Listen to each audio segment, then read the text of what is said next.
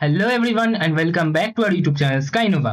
First summative তো আর এক দেড় সপ্তাহ পর। তো সবার প্রিপারেশন ভালো তো? আশা করি সবাই মন দিয়ে পড়াশোনা করছো। আর তোমাদের এই প্রিপারেশনকে আরো জোরদার করতে আজকে আমরা নিয়ে এসেছি তোমাদের আয়নীয় ও সমযোজী বন্ধন তথা রাসায়নিক বন্ধন চ্যাপ্টারের সাজেশন ভিডিও। আজকে তোমরা জানতে চলেছো কিভাবে মাত্র 5 থেকে 6টা প্রশ্ন করে আমরা এই চ্যাপ্টারের সমস্ত প্রশ্ন নিজেদের হাতের মুঠোয় আনতে পারবো। আমি এই চ্যাপ্টারটা পড়ানোর সময় আগেই বলেছিলাম যে আমি এই চ্যাপ্টার পড়ানোর পর এই চ্যাপ্টারের এরকম 5-6টা প্রশ্ন বলে দেবো, যে 5-6টা প্রশ্ন পড়ে নিলেই কিন্তু আমরা পুরো চ্যাপ্টারের সমস্ত প্রশ্ন করতে পারবো।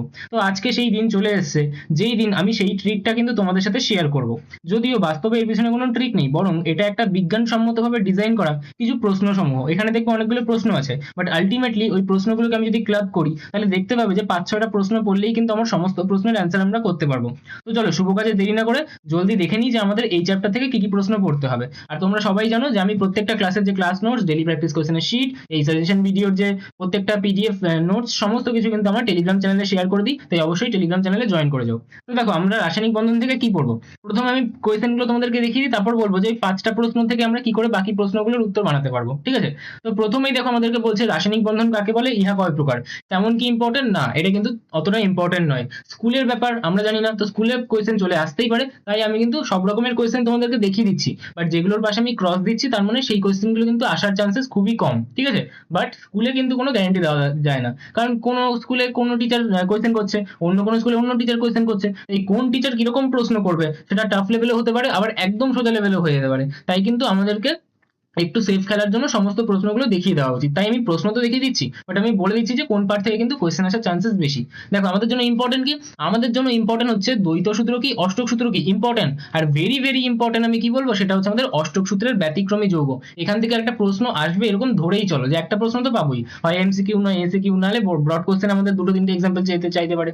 ঠিক আছে? তাহলে আমাদের অষ্টক সূত্রের ব্যতিক্রম আমি করিয়েছি আমার ক্লাসে। ঠিক আছে? আমার খুব স্ট্রাকচারলি আমি কিন্তু এই নোটসটা আমাদের এই ক্লাসের জন্য শেয়ার করেছিলাম। আমাদের দুটো ভিডিও রয়েছে এই চ্যাপ্টারের উপর, সেখানে কিন্তু আমি শেয়ার করেছিলাম আমাদের অষ্টক সূত্রের ব্যতিক্রমী যৌগ কি কি ছিল। আমাদের হাইপার ভ্যালেন্ট ছিল, হাইপোভ্যালেন্ট ছিল, ঠিক আছে, অড ইলেকট্রন স্পিসিস ছিল। তা ওদের মধ্যে থেকে যে কোনো এক্সাম্পল গুলো মনে রাখবে। যেরকম আমি এক্সাম্পল কি দেখিয়েছিলাম, ধরো দেখিয়েছিলাম আমাদের BF3, আমাদের AlCl3, আমাদের PCl5, আমাদের SF6, আমাদের IF7। তাহলে এইগুলোই কি আমাদের অষ্টক সূত্রের কিছু ব্যতিক্রম। ঠিক আছে?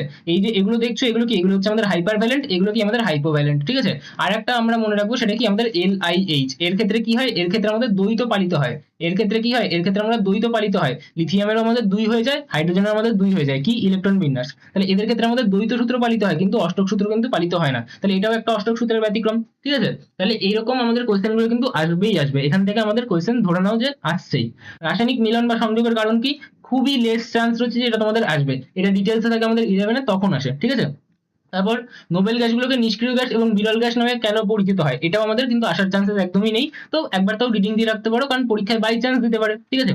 তাছাড়া এইটা আমাদের ভেরি ভেরি ইম্পর্টেন্ট, আমাদের এমসিকিউতে পাবো কি, বলবে যে দৈনন্দিন জীবনে লাগে এমন একটি করে কঠিন, তরল এবং গ্যাসীয় সমযোজী যৌগের উদাহরণ দাও। বা এটা সমযোজী জায়গায় কিন্তু আমাদের আয়নীয় বলতে পারে। ঠিক আছে? আয়নীয় বললে আমাদেরকে কঠিনটা জিজ্ঞেস করার বেশি চান্সেস রয়েছে। কঠিন আয়নীয় কোন যৌগটা আমাদের দৈনন্দিন জীবনে কাজে লাগে, সেটা কিন্তু আমাদের NaCl। কি হবে, আমাদের NaCl, যেটা কি আমাদের খাদ্য লবণ। আর যদি আমাদেরকে বলে কঠিন সমযোজী যৌগ, তাহলে কঠিন সমযোজী যৌগ কি, যেরকম ধরো চিনি। আচ্ছা তরল কি, তরল ধরো আমাদের জল, সবচেয়ে বেশি কাজে লাগে কি আমাদের জল। গ্যাসীয় কি, গ্যাসীয় ধরো আমাদের অক্সিজেন লাগবে, আমাদের কি আমাদের কার্বন ডাই অক্সাইড। তাহলে অক্সিজেনটা আমাদের মেনলি লাগে, তাই তো, শ্বাস প্রশ্বাসের জন্য। তাহলে অক্সিজেন বলে দেবো এখান থেকে। ঠিক আছে? CO2টা বলা উচিত না, কারণ ওটা তো আমরা ছেড়ে দিচ্ছি, তাও এটারও আমাদের ভূমিকা রয়েছে।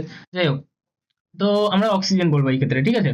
আচ্ছা তারপর আমরা কি বলবো, তারপর আমরা চলে আসছি হচ্ছে আমাদের আয়নীয় বন্ধন থেকে। তাহলে আমরা দুটোই বন্ধন করি, একটা হচ্ছে আমাদের আয়নীয় বন্ধন, একটা হচ্ছে আমাদের সমযোজী বন্ধন। ঠিক আছে?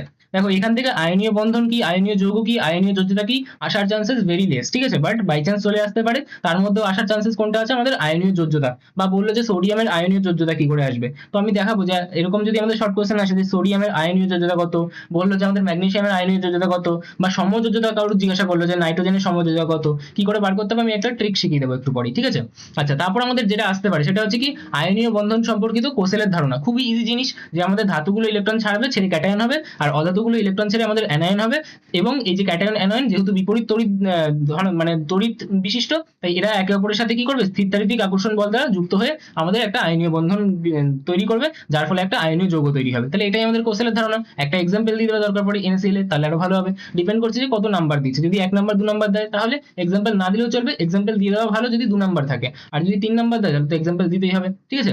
আচ্ছা, তারপর এবার দেখো আমাদের আয়নীয় যৌগ কি করে তৈরি হবে, আমাদের কোষের ধারণা। এটা যে পারবে সে আমাদের NaCl এর গঠন করতে পারবে, NaCl এর জায়গায় অন্য কোনো যৌগ যদি দেয় তাহলে তার গঠনও করতে পারবে। এর উপর আমাদের চ্যানেলে একটা শর্টস দেওয়া আছে, আমি পুরো ডিটেলসে পড়িয়েছি আমার ক্লাস লেকচারে, তাই ওখান থেকে তোমরা দেখে নেবে। তাহলে গঠন পদ্ধতি আমাদের NaCl এর আসতে পারে, আমাদের আসতে পারে KCl এর, আমাদের দিতে পারে NaF এর, আমাদের দিতে পারে CaCl, এটা CaCl2 হবে, ঠিক আছে, এগুলো সব CaCl2 হবে, CaCl2 এটা হবে আমাদের LiH এর। তাহলে এইগুলোর মধ্যে থেকে যে কোনো একটা আসতে পারে। তাহলে আমার মোদ্দা কথা কি, আমার মোদ্দা কথা এখান থেকে আয়নীয় যৌগের গঠন পড়তে হবে। কি পড়তে হবে, আয়নীয় যৌগের গঠন।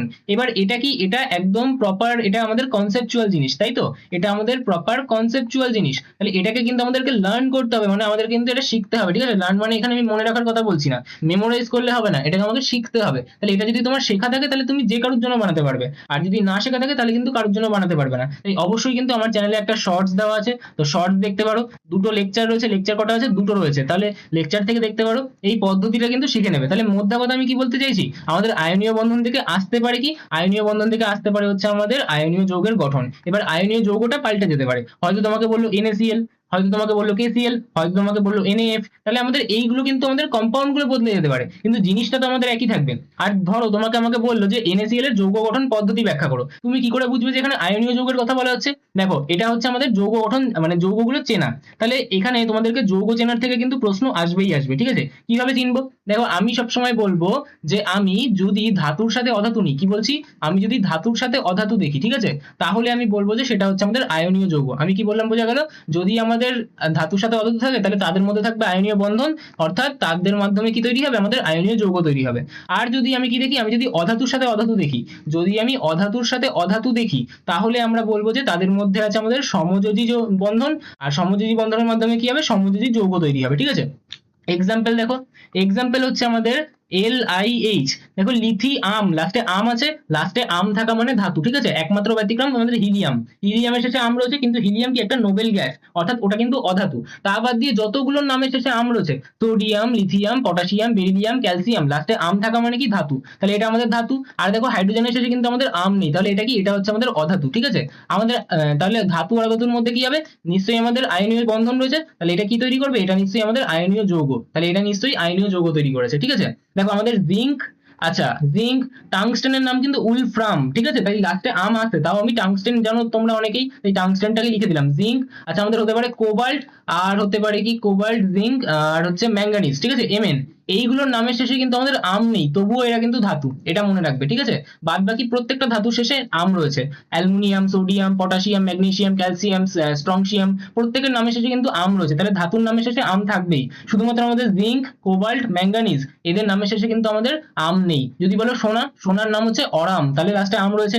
আমাদের যদি বলি তামা, তাহলে কিউপ্রাম, তাহলে কি ওর নামের শেষে আমাদের আম রয়েছে, তাহলে প্রত্যেকটা ধাতুর নামের শেষে কিন্তু আম রয়েছে। ইভেন এই যে ডাব্লু, ডাব্লু মানে কি আমাদের টাংস্টেন, টাংস্টেনের নামটা কি ডাব্লু কেন আসছে, উলফ্রাম, তাহলে লাস্টে কি আম চলেই আসছে। তাহলে আমাদের ধাতুর মধ্যে থেকে জিঙ্ক, কোবাল্ট আর আমাদের যদি Mn থাকে তাহলে বুঝবে যে এরা কিন্তু ধাতু, না লাস্টে আম না থাকা সত্ত্বেও, ঠিক আছে। তাহলে যদি তোমাকে বলে ZnCl2, তাহলে Zn মানে কি, Zn মানে তাহলে আমাদের ধাতু, আর Cl মানে কি ক্লোরিন, লাস্টে আম নেই, তার মানে কি এটা অধাতু, তাহলে এটা কি হবে, এটা আমাদের অধাতু হবে, তাহলে এটা কিন্তু আমাদের আয়নীয় যৌগ গঠন করবে, বোঝা গেল। তাহলে এটা কি, এটা নিশ্চয়ই একটা আয়নীয় যৌগ, মানে আয়নীয় বন্ধনের হিসেবে কিন্তু এটা আয়নীয় যৌগটা গঠন করেছে। আচ্ছা যদি বলে তোমাকে H2, H2 মানে কি, H2 মানে দুটো হাইড্রোজেন, তাই তো, হাইড্রোজেন, হাইড্রোজেন, কারণ নামের শেষে আম রয়েছে নেই, তার মানে দুটোই কি, দুটোই আমাদের অধাতু, তাহলে অধাতু অধাতুর মধ্যে কি হবে, তার মানে কিন্তু এটা নিশ্চয়ই আমাদের সমযোজী বন্ধনে আবদ্ধ, অর্থাৎ এটা কিন্তু আমাদের সমযোজী যৌগ তৈরি করেছে, ঠিক আছে। আচ্ছা আরো যদি আমি এক্সাম্পল দেখি, আমি যদি বলি H2O, কি বললাম H2O, তাহলে হাইড্রোজেন, অক্সিজেন, তাহলে লাস্টে জেন রয়েছে, আম তো নেই, তার মানে কি দুটোই অধাতু, তাহলে হাইড্রোজেনটাও আমাদের অধাতু,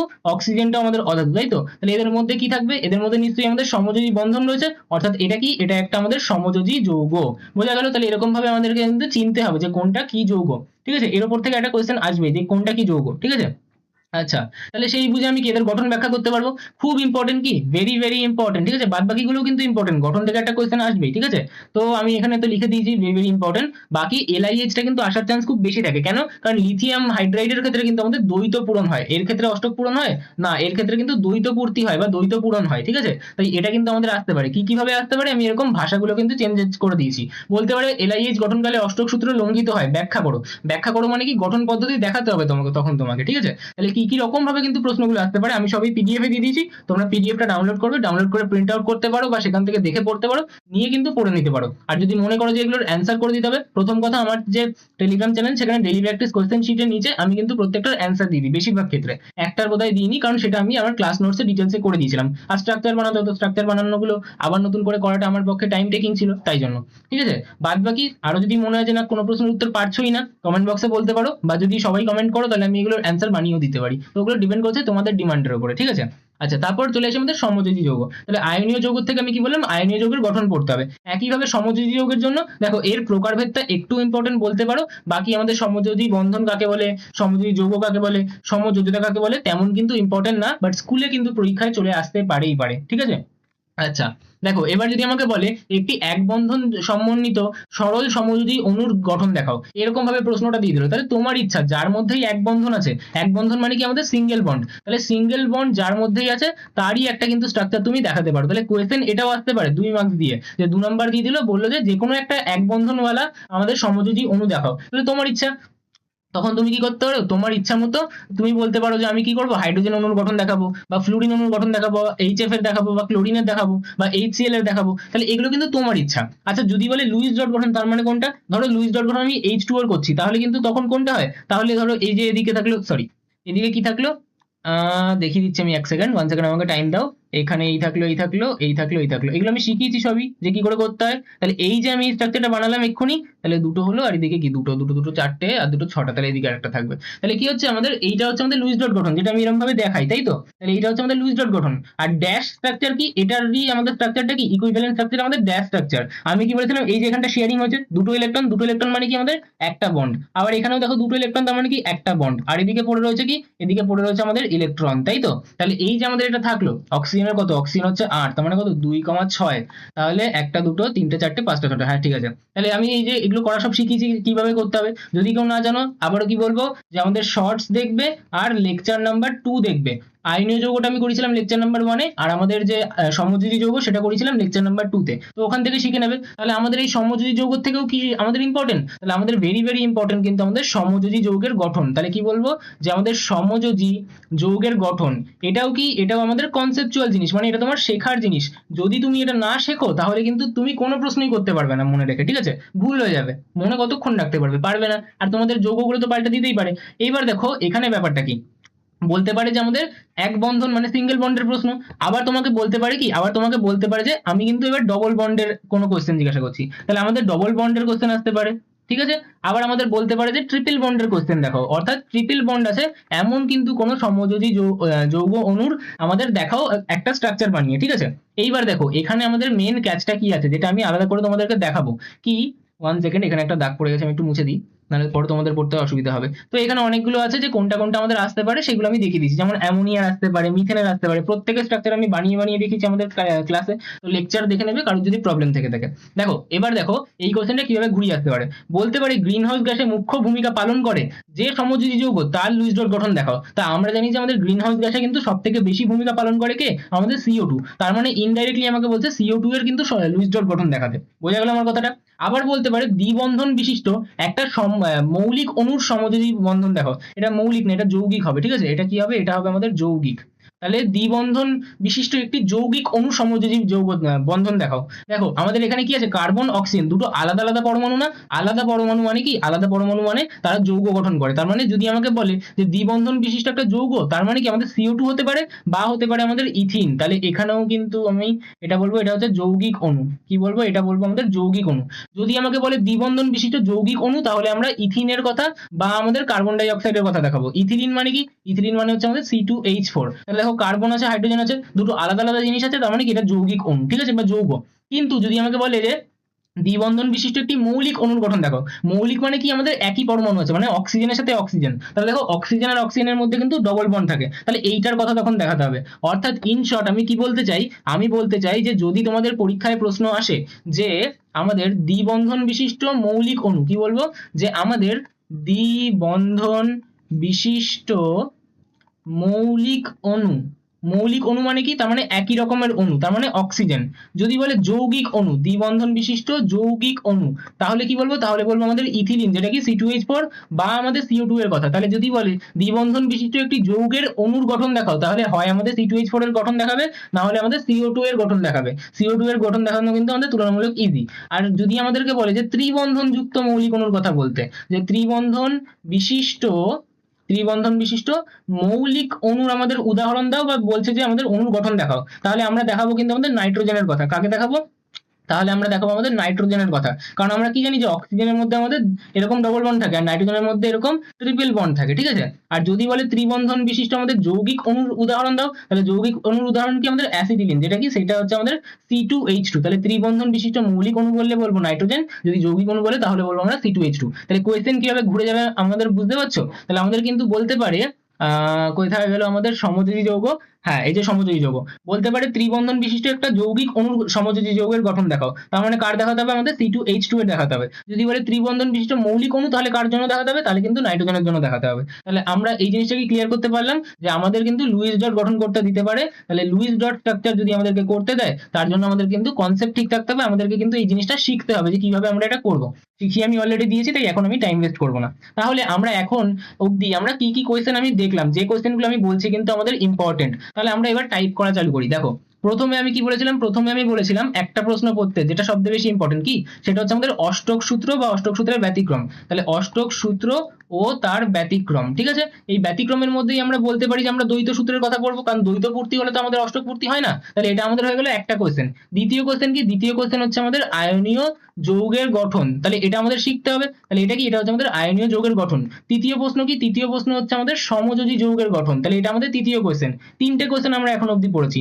তারপরের প্রশ্ন আমরা পড়বো আয়নীয় ও সমযোজী যৌগের বৈশিষ্ট্য, আয়নীয় ও সমযোজী যৌগের বৈশিষ্ট্য, ঠিক আছে। এই আমাদের চারটে প্রশ্ন যদি আমরা পড়ি, আমরা ম্যাক্সিমাম প্রশ্নের কিন্তু উত্তর করে ফেলতে পারবো। তাহলে আয়নীয় ও সমযোজী যৌগের বৈশিষ্ট্য, এই চারটে প্রশ্ন আমরা যদি ভালো করে পড়ে ফেলি, ব্যাস আমরা সমস্ত প্রশ্নের উত্তর করতে পারবো। দেখো আমি দেখাচ্ছি, যেমন ধরো এইগুলো হচ্ছে ওর বৈশিষ্ট্যগুলো, ঠিক আছে। এই পিডিএফটাও আমি শেয়ার করে দেবো আমার কি টেলিগ্রাম চ্যানেলে। দেখো এখানে আমি সমস্ত আমাদের যে বৈশিষ্ট্যগুলো আছে সেগুলোকে এক জায়গায় করে দিয়েছি একটা পার্থক্যের ফর্মে, যদি পার্থক্য আসে তাহলে লিখতে পেরে যাবে। তো আমরা কি জানি যে আমাদের যে আয়নীয় যৌগ সেগুলো ক্যাটায়ন আয়ন দিয়ে তৈরি হয়, ধাতু অধাতু থাকে, ঠিক আছে, ইলেকট্রন আদান প্রদানের মাধ্যমে। অপরপক্ষে এখানে কিন্তু আমাদের নিস্তড়িত অণু থাকে, যেটা কি আমাদের ইলেকট্রন জোড় সমভাবে ব্যবহার করে কিন্তু তৈরি হয়, ঠিক আছে। তাহলে এগুলো কেমন হয়, ওই প্লাস মাইনাস পরস্পর কিন্তু যুক্ত হয়ে কঠিন হয় এবং কেলাসাকার হয়। তাহলে আমি যদি এখন এই জিনিসটাকেই আমাদের সমযোজী যৌগের জন্য বলি, তাহলে ওটা গ্যাসীয় তরল বা নরম কঠিন হয় কেন, কারণ তাদের মধ্যে কিন্তু তুলনামূলকভাবে দুর্বলভাবে একটা ভ্যান্ডারওয়াল ব্যাসার্ধ, সরি ভ্যান্ডারওয়াল বল কাজ করে।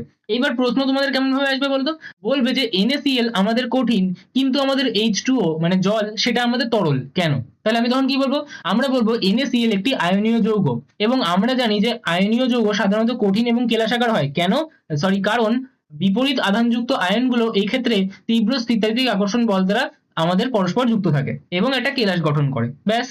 আর বলবো অপরপক্ষে জল একটি সমযোজী যৌগ, এবং সাধারণত আমাদের সমযোজী যৌগ তরল বা গ্যাসীয় হয়ে থাকে কেন, কারণ আমাদের অণুগুলোর মধ্যে তুলনামূলকভাবে কিন্তু দুর্বল ভ্যান্ডারওয়াল আমাদের বল কাজ করে, ব্যাস। এরকম ভাবে আমরা প্রশ্নের উত্তর দেবো, আর কিচ্ছু না।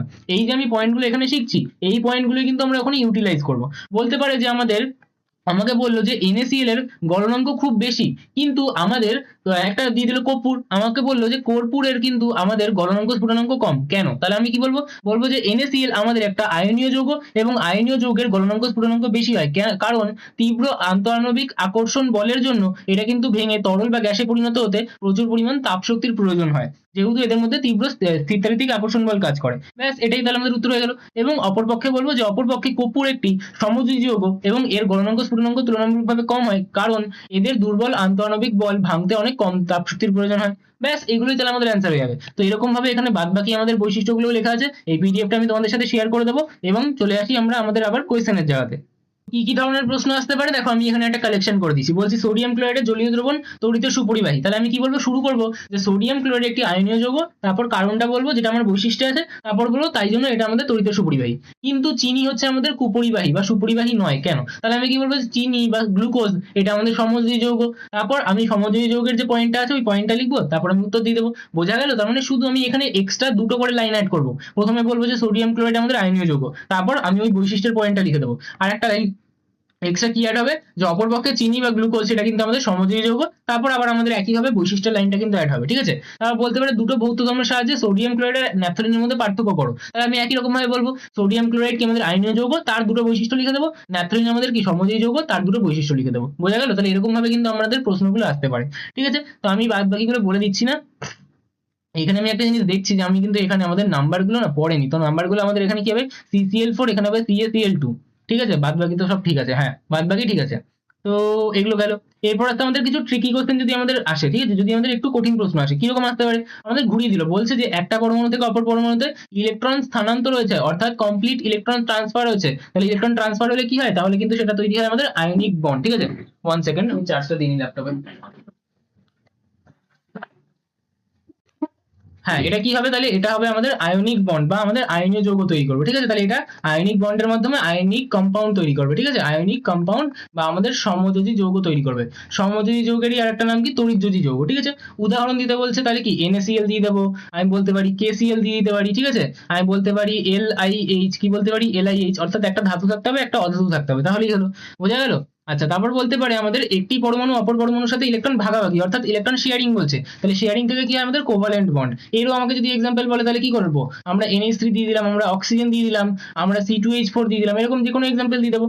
আবার বলছে লুইস ব্রিস্টেলের ধারণা অনুযায়ী সমযোজী বন্ধন কিভাবে গঠিত হয় একটা উদাহরণের সাহায্যে দেখাও। তাহলে নিজের ইচ্ছা মতো যে কোনো একটা আমাদের লুইস ডট গঠন তুমি করে দেখাতে পারো। তাহলে তুমি NH3 করো, H2 এর করো, O2 এর করো, তোমার ইচ্ছা মতো তুমি সব থেকে সোজাটা করবে। সব থেকে সোজা কি, আমাদের হাইড্রোজেনের করা, ক্লোরিনের করা, F2 এর করা, এরকম যে কোনো একজন একটা করে দেবে। বোঝা গেল? আচ্ছা, তারপর বলছে যে এদের মধ্যে কোন যৌগটির অণুর অস্তিত্ব নেই। দেখো NaCl, HF, MgCl2, HCl, CaO, NH3। ঠিক আছে? এবার বলছে যে কোনটার অণুর অস্তিত্ব নেই। তো আমরা আমাদের কি ওই বৈশিষ্ট্যের পয়েন্টে পড়বো, যে আমাদের যে আয়নীয় যৌগ তাদের যেহেতু স্থিরতারিতিক আকর্ষণ বল দ্বারা আয়নগুলো পরস্পর যুক্ত থাকে এবং এরা কিন্তু একটা নেটওয়ার্ক বা কিলাস গঠন করে ফেলে, অর্থাৎ আয়নীয় যৌগদের কিন্তু অস্তিত্ব, অণুর কোনো অস্তিত্ব নেই। তার মানে আমাকে দেখতে হবে ইনডাইরেক্টলি যে এর মধ্যে থেকে কোনগুলো আমাদের আয়নীয় যৌগ। তাহলে আমরা দেখবো যে ধাতু অধাতু কোথায় কোথায় আছে। দেখো এই যে ধাতু অধাতু, সোডিয়াম তাহলে আম পাচ্ছি, দেখো ম্যাগনেসিয়াম তাহলে ধাতু পেয়ে যাচ্ছি, তাহলে ধাতু অধাতু। আবার দেখো এখানে CaO, ক্যালসিয়াম তাহলে আম পাচ্ছি, তাহলে কি CaO, MgCl2, NaCl, এগুলো হচ্ছে আমাদের ধাতু অধাতু, অর্থাৎ আমাদের আয়নীয় যৌগ। আর আয়নীয় যৌগের জন্য কিন্তু অণুর কোনো অস্তিত্ব থাকে না। তাহলে উত্তর আমাদের NaCl হতে পারে, MgCl2 হতে পারে, CaO হতে পারে। বোঝা গেল? এরকম ভাবে তোমাদের প্রশ্ন আসবে। তারপর বলছে একটি মৌল X, তার পারমাণবিক সংখ্যা হচ্ছে 7। তা আমরা কি জানি, তার পারমাণবিক ক্রমাঙ্ক যদি আমাদের 7 হয় তাহলে কত হবে, 2,5।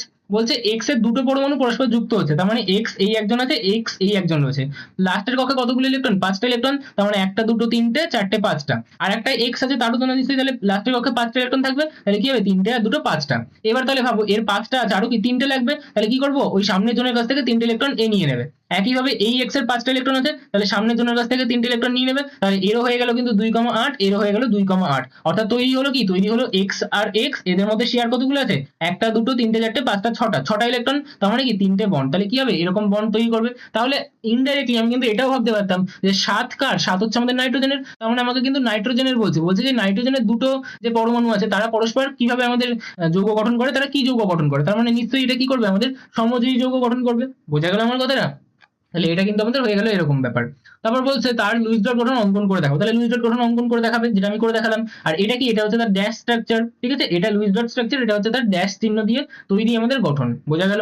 আচ্ছা, তারপর আমাদেরকে বলছে যে হ্যাঁ, বলছে HCl বা NH3, এটা আমাদের খুব ভাইটাল একটা কোয়েশ্চেন। বলছে যে HCl আর NH3 এইগুলো আমাদের সমযোজী যৌগ, যখন গ্যাস থাকে তখন সমযোজী যৌগ, কিন্তু জলীয় দ্রবণে এরা তড়িৎ পরিবাহী কেন হয়ে যায়, এটা আমাদের একটা কোয়েশ্চেন। দেখো আমাদের যখন HCl চলে আসে আমাদের জলে, কি বলছি, HCl ওটা যখন আমাদের অ্যাকুয়া স্টেটে চলে আসে তখন ওটা ভাঙলে কি হয় বলতো, H প্লাস তৈরি হয়। H প্লাসটাই কি, H প্লাসটাই আমাদের জলের সাথে যুক্ত হয়ে H3O প্লাস করে ফেলে, এবং সাথে তৈরি হয় হচ্ছে আমাদের Cl মাইনাস। তাহলে প্লাস মাইনাস তৈরি হয়ে যাচ্ছে না, প্লাস মাইনাস তৈরি হলে তখন কি রকম দেখাবে, তখন সেটা কিন্তু আয়নিক নেচার দেখায়, তখন সে কি হয়, আয়নিক নেচার দেখায়। এবং প্লাস মাইনাস থাকলে তাহলে কি হবে, আমাদের তড়িৎ পরিবহন করতে পারবে।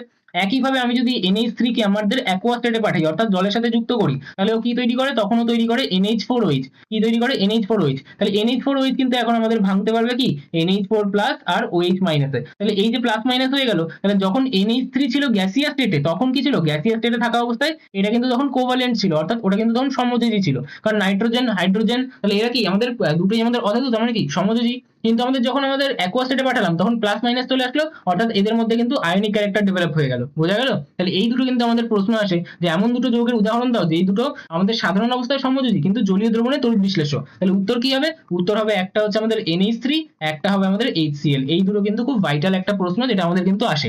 তাছাড়া আমাদের একটা প্রশ্ন আসতে পারে হাইড্রোজেন বন্ধন থেকে, যেটা আমাদের আসে যে চিনি বা গ্লুকোজ সমযোজী হওয়া সত্ত্বেও কিন্তু আমাদের জলে দ্রবীভূত কেন হয়। আমার লেকচারের সমস্ত একদম প্রত্যেকটা পয়েন্ট এখানে ডিসকাস করা আছে, প্রত্যেকটার কিন্তু আমাদের একদম ডিটেল নোটস করে কিন্তু আমি অ্যান্সার করে দিয়েছিলাম, তো এখান থেকে সেটা পড়ে নেবে। তাহলে আমি কি বলতে পারলাম যে আমাদের এই চারটে প্রশ্ন আমরা যদি পড়ে ফেলি, এই চারটে প্রশ্ন পড়েই কিন্তু আমি সমস্ত প্রশ্নগুলোর উত্তর করে ফেলতে পারবো। হ্যাঁ, অবভিয়াসলি এর ক্ষেত্রে কিন্তু আমাদের একটা আন্ডারস্ট্যান্ডিং থাকতে হবে, যেটা কিন্তু আমি তোমাদেরকে প্রপারলি শিখিয়েছি আমার যে লেকচারগুলো সেখানে, ঠিক আছে। আচ্ছা, এর পাশাপাশি আমাকে যদি বলে যে সমযোজ্যতা এবং আয়নীয় যোজ্যতা নির্ণয় করতে, যদি বলে আমাদের সমযোজ্যতা ও আয়নীয় যোজ্যতা নির্ণয় করতে, কি বলছি, সমযোজ্যতা ও আয়নীয় যোজ্যতা কিন্তু আমাকে নির্ণয় করতে বলছে, তাহলে কি করে করবো? দেখো, বেসিক্যালি আমাকে যদি বলে যে নাইট্রোজেনের সমযোজ্যতা বার করতে, ঠিক আছে, তাহলে ওর ইলেকট্রন বিন্যাস বার করবে। কত হবে? 2,5।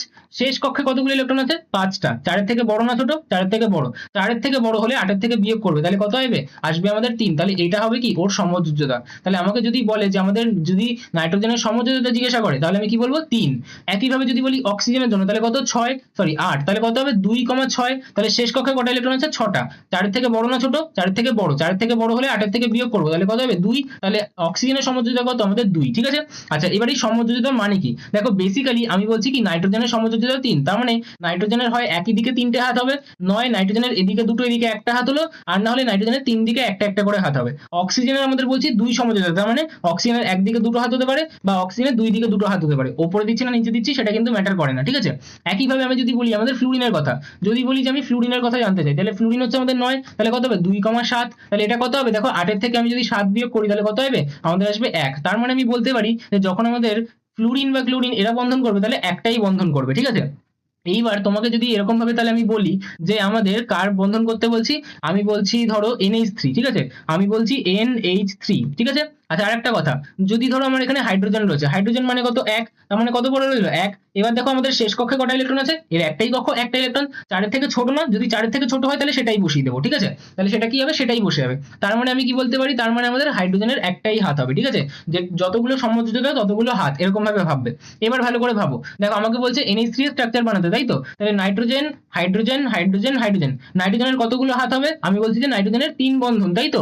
আমাদের 3 সমযোজ্যতা, তার মানে 3টে হাত হবে। তাহলে দেখো, একটা হাত, দুটো হাত, 3টে হাত। আর হাইড্রোজেনের কতগুলো হয়? হাইড্রোজেনের একটা করে হয়, দেখো একটা করে হয়ে গেছে। তার মানে এই স্ট্রাকচারটা ঠিক আছে। আর লোন পেয়ার উপরে একটা থাকে, সেটা তুমি লুইস ডট গঠন করলে কিন্তু বুঝতে পারবে। তো এরকম ভাবে কিন্তু তুমি স্ট্রাকচার গুলো বানাতে পারবে, ঠিক আছে। ধরো আমি আরেকটা করে দেখাচ্ছি, কি করে দেখাচ্ছি, আমাদের C2H4, ঠিক আছে। C2H4 কি? তাহলে carbon carbon, hydrogen hydrogen hydrogen hydrogen, 4টে আছে, তাহলে দুটো দুটো করে বসিয়ে দিলাম। এবার আমরা জানি কি হাইড্রোজেনের একটা করে হাত হয়, দেখো হাইড্রোজেনের একটা করে আমি হাত বসিয়ে দিলাম, তাহলে হাইড্রোজেনের একটা করে হাত বসে গেল।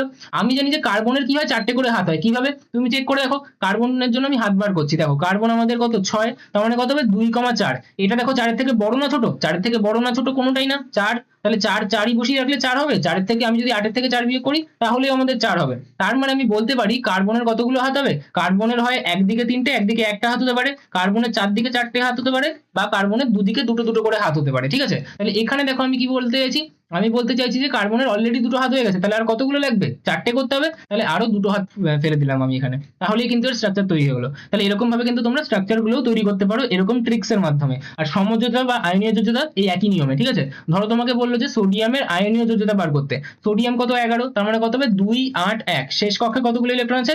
আমাদের একটা। 4-এর থেকে ছোট? হ্যাঁ, 4-এর থেকে ছোট হলে সেটাই বসিয়ে দেবো। তার মানে এক কি? একটাই হচ্ছে এর আয়নীয় যোজ্যতা। এটাই কি? এটাই হচ্ছে আমাদের সোডিয়ামের আয়নীয় যোজ্যতা, ঠিক আছে। যদি আমাকে বলে ম্যাগনেসিয়ামের জন্য, কোথাও ফাঁকা জায়গা আছে? হ্যাঁ, এখানে আছে। ধরো ম্যাগনেসিয়ামের জন্য বললো, ম্যাগনেসিয়াম কত? 12। তার মানে 12 মানে কত? 2, 8, আমাদের 2। দেখো শেষ কক্ষে কটা ইলেকট্রন আছে? দুটো। 4-এর থেকে ছোট না? হ্যাঁ, যদি ছোট হয় তাহলে সেটাই বসিয়ে দেবো, তাহলে 2। তাহলে এই 2টা কি? এটাই হচ্ছে কিন্তু এর আয়নীয় যোজ্যতা। তাহলে ম্যাগনেসিয়ামের আয়নীয় যোজ্যতা কত হবে? সেটা হবে কিন্তু আমাদের 2। বোঝা গেল? তাহলে এটুকুই ছিল তোমাদের সাজেশন ভিডিওর জন্য। এই কোয়েশ্চেনগুলো যদি পড়ে যাও, এই 4টে প্রশ্ন যদি ভালো করে বুঝে পড়ে যাও, তাহলেই কিন্তু প্রত্যেকটা প্রশ্ন তোমরা অনায়াসেই করে ফেলতে পারবো। ঠিক আছে? তো thank you all for attending this session. আশা করি তোমাদের এক্সাম খুব ভালো হবে। এই 4টে কোয়েশ্চেন ভালো করে অ্যাটেম্প্ট করো, জিনিসগুলোকে বুঝে পড়ো, তাহলে তোমাদের এই চ্যাপ্টারে কোনো প্রবলেম থাকবে না। তো দেখা হবে নেক্সট সাজেশন ভিডিওতে। আজকের জন্য এটুকুই, টাটা।